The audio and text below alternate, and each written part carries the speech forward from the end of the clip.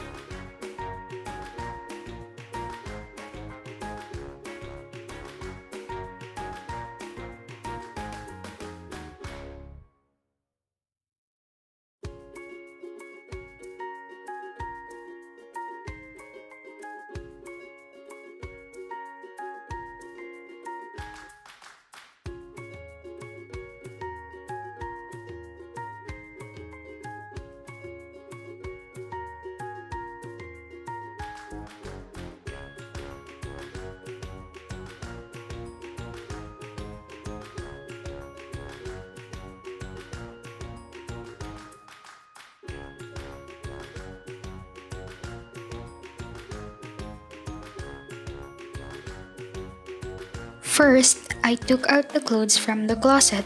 I arranged it according to their color, from white shirts to black to sweatshirts and to those formal clothes. This is the finished outcome, more organized. Hope you like it.